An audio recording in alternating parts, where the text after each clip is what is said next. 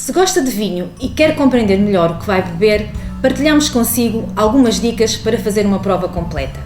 Não precisa ser um profissional, basta saber utilizar da melhor forma os sentidos. Antes de começar, deverá ter em conta alguns aspectos, como o tipo de copo que vai utilizar, deverá ser de vidro, fino, transparente e de preferência de pé alto.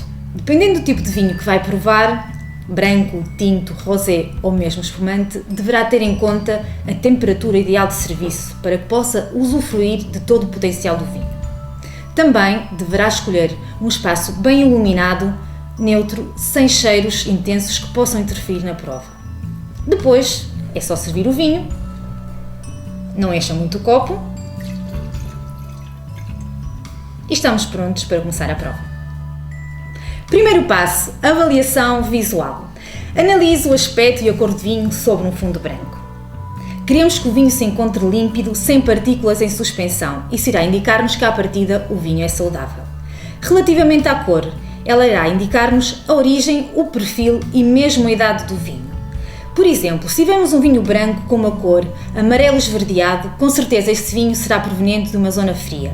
Será leve, com acidez bastante marcada e será elegante. Por outro lado, se tivermos um vinho com uma cor mais amarelada, com certeza ele será proveniente de uma zona quente e será mais encorpado. No entanto, tudo isto depende da forma como o vinho é produzido, ou seja, das técnicas de vinificação utilizada pelos enólogos. Com o tempo, a cor do vinho vai alterando. Por exemplo, se tivermos um vinho branco jovem, como este aqui, com uma cor citrina ou palha, com o tempo vai adquirindo, como vemos daqui, uma cor bem mais amarelada, mais dourada. Por outro lado, no caso de tintos jovens que apresentem habitualmente uma cor violeta ou rubi, essas cores vão se alterando e darão origem a tons mais acastanhados. Segundo passo, avaliação olfativa. E vou utilizar como exemplo um vinho tinto. É neste momento que entra em ação a nossa memória olfativa. Assim como memorizamos sabores, memorizamos também aromas que nos vão ser extremamente úteis neste momento da prova.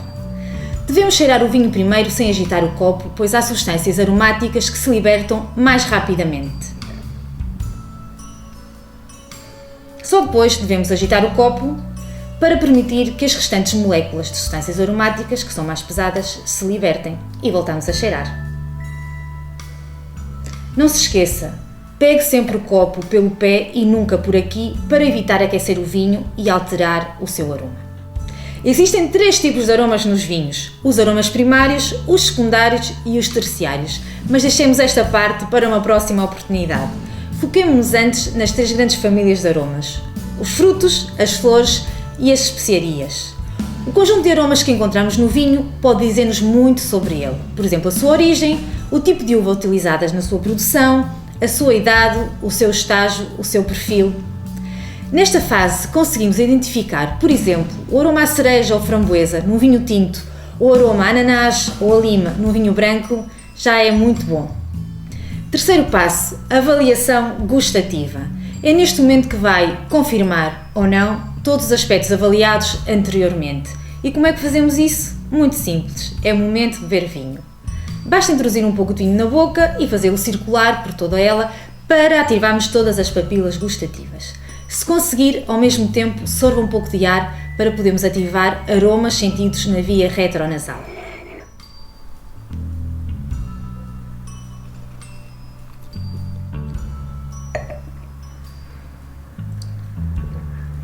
Neste momento da prova, o que queremos avaliar são as seguintes características: o açúcar, a acidez, os taninos, o álcool e, por fim, o corpo do vinho. Em primeiro lugar, vamos avaliar o açúcar. É na ponta da língua que iremos perceber a doçura do vinho, ou seja, o seu açúcar residual. Depois, na parte lateral da língua, iremos sentir a acidez, que nos dará uma sensação de frescura.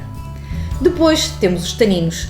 Os taninos são aqueles componentes que encontramos no vinho que nos vão dar aquela sensação de secura na boca, mas que são extremamente importantes para a estrutura, complexidade e mesmo longevidade do vinho. O álcool.